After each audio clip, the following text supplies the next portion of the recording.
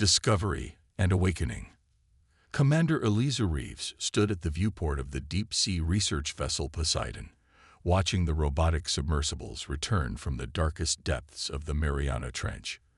For 3 weeks, they had been investigating unusual energy signatures emanating from the ocean floor, nearly 7 miles beneath the surface. The readings defied all known scientific principles: energy without a source, patterns that seemed to shift and adapt when observed. "Commander, you need to see this." Dr. Marcus Chen entered the observation deck, his tablet displaying a 3-dimensional scan. His hands trembled slightly as he swiped the screen. The submersibles found something embedded in the trench wall. "It's not natural." Eliza studied the scan, her breath catching. The object was perfectly geometric, a dodecahedron with surfaces covered in swirling patterns that seemed to move even in the static image. "How big is it?" "About 2 meters across," Marcus replied. "But that's just what we can see. The scans indicate it extends farther into the rock face, possibly much farther. And it's not the only one. We've detected similar objects at 6 other locations around the planet, all in deep ocean trenches or beneath continental plates." "How old?" Eliza asked, already suspecting the answer wouldn't fit within humanity's understanding of Earth's timeline. Marcus hesitated. "Initial dating puts it at over 3 million years old, but—" He paused, clearly uncomfortable with what he was about to say. "The dating might be wrong. The object appears to exist partially outside normal spacetime. It's simultaneously ancient and new." Eliza felt a chill run through her body. "Can we bring it up?" "That's why I'm here. The recovery team is ready." 48 hours later, Eliza watched as the first artifact was carefully placed in a specialized containment chamber aboard the Poseidon. Despite being recovered from crushing depths, the object showed no signs of pressure damage. Its surface gleamed with an inner light that pulsed in complex patterns. "It's beautiful," she whispered, pressing her palm against the chamber's transparent wall. The moment her hand touched the surface, a jolt of energy surged through her body. Eliza gasped as her mind exploded with images, stars seen from unfamiliar worlds, massive ships traversing the void between galaxies, beams of light and thought communicating across impossible distances. And beneath it all, a sense of heritage, of belonging, as if the artifact recognized something within her DNA. "Commander." Marcus's voice seemed distant. "Commander Reeves, can you hear me?" Eliza blinked, finding herself on the floor with Marcus and the medical officer kneeling beside her. "I don't know what I saw." She sat up, her head pounding. "But I think it was trying to communicate." Within days, similar artifacts were recovered from locations around the world, and with each recovery came reports of strange phenomena.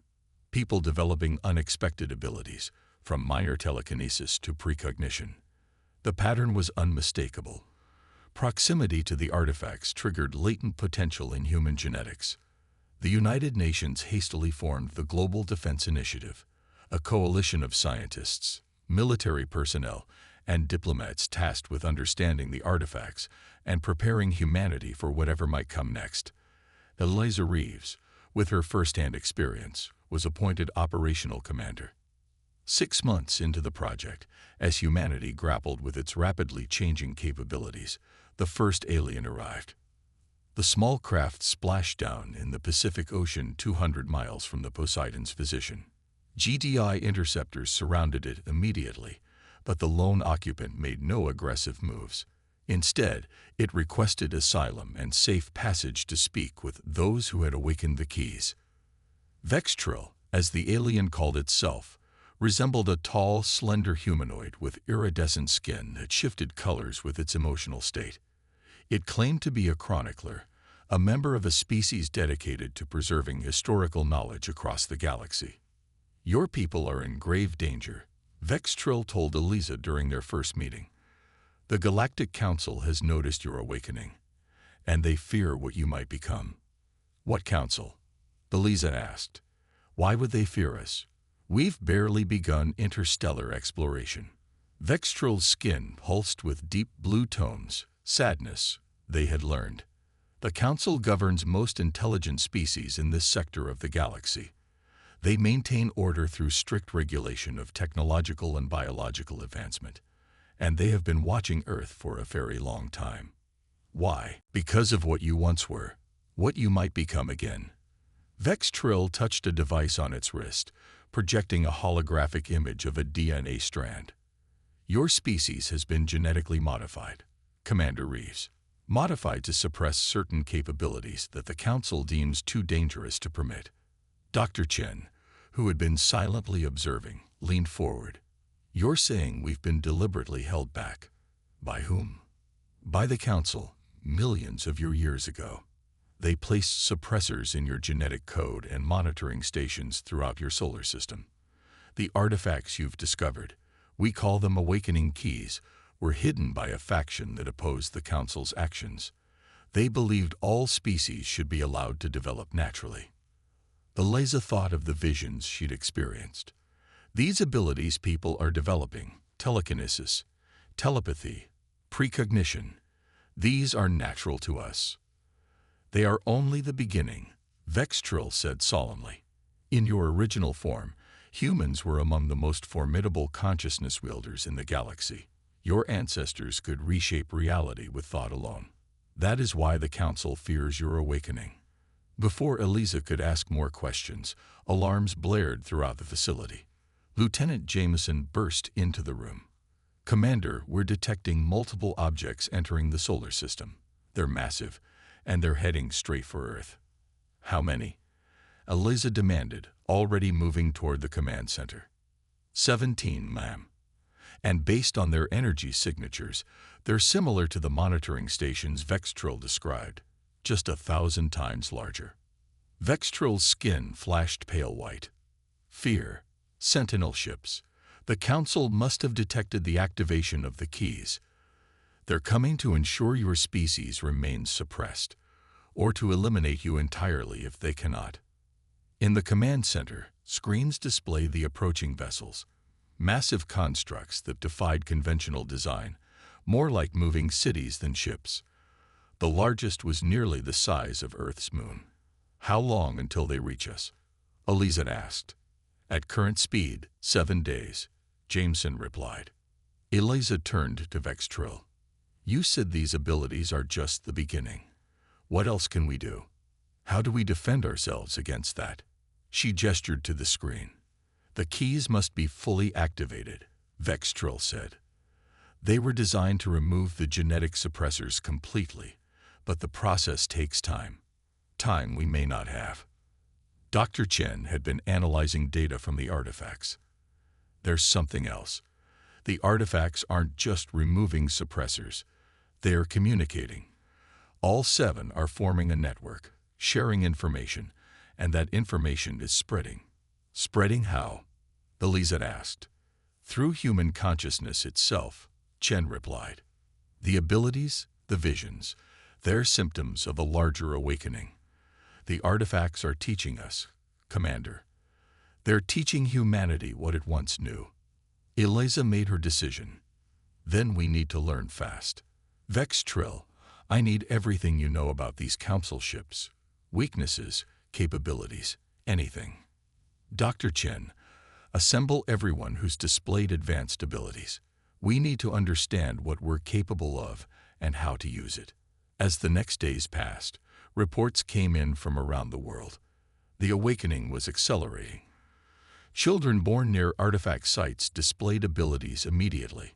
Adults reported increasingly complex capabilities, not just moving objects with their minds, but altering their structure, creating force fields, even seeing possible futures branching like rivers before them.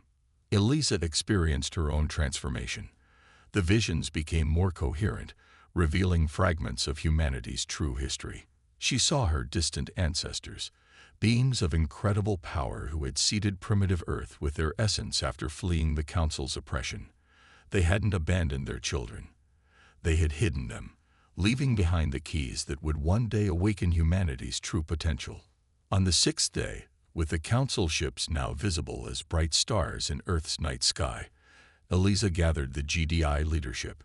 Tomorrow they'll be in range to deploy whatever weapons they've brought, she told them. Based on Vextrol's information, we can expect targeted strikes against the artifact sites first, then widespread suppression measures, or worse. What are our options? General Santos asked. Conventional weapons won't even scratch those ships. We fight with what they fear most, Eliza replied. Our minds. She outlined the plan they had developed. A coordinated consciousness link using the keys as amplifiers. Every human who had developed abilities would join the network, pooling their power and knowledge. We don't need to destroy them, Eliza explained. We just need to show them we won't be suppressed again. As dawn broke on the 7th day, the first Council ship entered Earth's orbit. Smaller craft deployed, heading for the artifact sites. The battle for humanity's future had begun. Resistance and ascension. The Council's ultimatum arrived on all communication channels simultaneously, translated into every human language. People of Earth, your species has discovered technology you are not authorized to possess. The genetic controls implemented for your protection have been compromised. Surrender all awakening artifacts immediately. Failure to comply will result in species-wide containment protocols. You have 6 hours to acknowledge this directive. In the GDI headquarters beneath Mount Cheyenne, Commander Eliza Reeves watched the message replay on multiple screens. Representatives from 32 nations filled the command center, all looking to her for guidance. The weight of humanity's future pressed upon her shoulders. 6 hours, General Santos muttered. That's how much time they give us to surrender our birthright. Dr. Marcus Chen entered the chamber, accompanied by Vextrol and a team of scientists. We've completed our analysis of the suppressor code in human DNA, he announced, his voice tight with controlled anger. It's more extensive than we initially believed. The Council didn't just limit our consciousness abilities. They capped our intelligence, our lifespans, even our emotional capacity.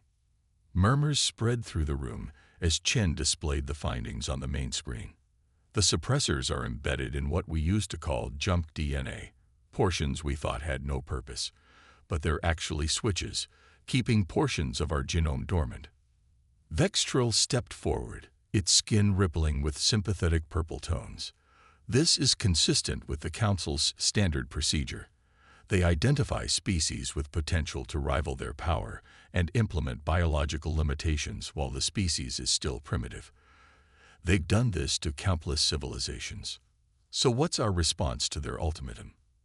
Asked the Chinese representative. We cannot surrender the artifacts, but their ships outmatch our entire military force combined. Eliza stood, drawing all eyes. We don't surrender, and we don't fight. Not in the way they expect. The artifacts have been communicating with those of us who've developed abilities. They're not just tools. They're repositories of knowledge left by our ancestors. She gestured to a digital map showing millions of tiny lights spreading across Earth's continents. These are reported awakening events in the past 24 hours. The process is accelerating exponentially. By our estimates, over 40% of the human population has experienced some form of enhancement already. Enhancement isn't enough against their technology, General Santos objected. It is when we combine our consciousness, Eliza countered. The artifacts aren't 7 separate devices. They're parts of a whole, a planetary network designed to amplify human thought. Our ancestors understood that our greatest strength isn't individual power, but our collective potential. The plan was unprecedented, risky beyond calculation. As Council ships positioned themselves over major population centers, the GDI broadcast instructions worldwide. At precisely the same moment, all humans with awakened abilities would focus their consciousness through the nearest artifact, creating a global mental network powerful enough to shield Earth. 4 hours into the Council's deadline, a new complication arose. Long-dormant satellites in Earth's orbit suddenly activated, broadcasting unknown signals toward the Council fleet. They're ancient monitoring stations, Vextrol explained, placed here when the Council first suppressed your species. They've been dormant, but the presence of the fleet has awakened them. Can we shut them down? Eliza asked. Not with your current technology, Vextro replied, but perhaps with your awakening abilities. Dr. Chen had been working with a group of the most powerfully awakened individuals. We might be able to disrupt them, but it would alert the council that we're organizing a response. Then we move now, Eliza decided. Begin the consciousness link. We'll deal with their response as it comes. Around the world, humans closed their eyes and focused their thoughts as instructed. The 7 artifacts, placed in secured locations, began to pulse with increasing intensity.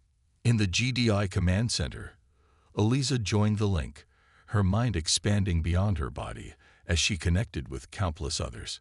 The sensation was overwhelming. Millions of consciousnesses flowing together, sharing knowledge, abilities, and purpose. Through the collective awareness, Eliza could perceive the council ships more clearly, seeing them not just as physical vessels, but as extensions of the beings controlling them. And for the first time, she understood exactly what the council feared. Humanity wasn't just another species with consciousness potential. They were descendants of the Shapers, ancient beings who had once challenged the council's authority by asserting that reality itself should be fluid, determined by the collective will of all sentient beings, rather than fixed by immutable laws enforced by self-appointed guardians. The council hadn't merely suppressed humans. They had attempted to erase the very memory of the Shapers from the galaxy, fearing that their philosophy would spread once again. As the global consciousness network strengthened, the council ships responded. Energy weapons targeted the artifact sites, only to find their beams absorbed or redirected by shields of pure thought. Smaller vessels descended toward Earth's surface, carrying suppressor devices designed to reinforce the genetic limitations. Through the network, Eliza sent a simple message. Hold. Together. We are stronger than they know. In orbit, the monitoring stations the Council had placed millennia ago suddenly fell silent, overwhelmed by the growing human consciousness field. The Council ships shifted position, gathering over the Atlantic Ocean in a formation designed to amplify their combined power. They're preparing a planetary suppression pulse. Vextrol's consciousness warned through the network. If it succeeds, it will reinstate all genetic suppressors and destroy the artifacts. But the Council had miscalculated. The suppressors in human DNA hadn't simply been deactivated. They had been transformed. What once limited, now empowered, integrated into humanity's awakening consciousness. As the Council ships unleashed their pulse, a wave of energy designed to blanket the planet, Eliza and the human network responded. The collective consciousness of humanity rose to meet the attack, not just blocking it, but absorbing its energy, learning from its structure, and reflecting it in a new form. The pulse rebounded, carrying with it the essence of human consciousness, not as a weapon but as understanding. It washed over the Council ships, penetrating their barriers and touching the minds of those within. For a moment that stretched beyond time, two paradigms confronted each other. The Council's rigid order versus humanity's fluid potential. And in that confrontation, both were transformed. In the aftermath, as the consciousness network gently dissolved and humans around the world returned to individual awareness, Eliza found herself standing on a beach, waves lapping at her feet. Before her stood a figure, humanoid but clearly not human, its form composed of shifting light patterns. "You have exceeded all projections," the being said, its voice resonating directly in her mind. The Council believed the suppression would last another 10,000 years. "Who are you?" Eliza asked, though she already sensed the answer. "I am Nexus, first speaker of the Council." The being's form flickered. "What you have accomplished today has not occurred in 7 billion years of Council oversight. You did not merely resist suppression. You transformed it into advancement." "That's what humans do," Eliza replied. "We adapt. We transform limitations into possibilities." "Indeed, the quality your ancestors valued most." Nexus paused. "The Council stands divided. Some wish to escalate force against your species. Others recognize that your awakening represents something new in the galaxy's evolution. And what do you believe? I believe the time of rigid oversight must end. Your species has demonstrated that consciousness cannot be permanently contained. It will always find a path to expression. The figure extended a limb of light that gradually solidified into a more human-like hand. The Council proposes an alliance, not of submission but of mutual growth. We have maintained order for eons, but perhaps at too great a cost to evolution itself. Eliza considered the offer, her awakened mind evaluating countless potential futures. Humanity will not accept limitations on its development again, she said finally. But we understand the need for responsible growth. Perhaps what the galaxy needs is not controlling oversight, but collaborative guidance.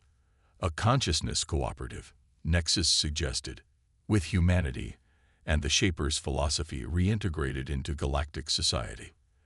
As the sun set over the ocean, casting golden light across the waves, Eliza reached out and took the offered hand.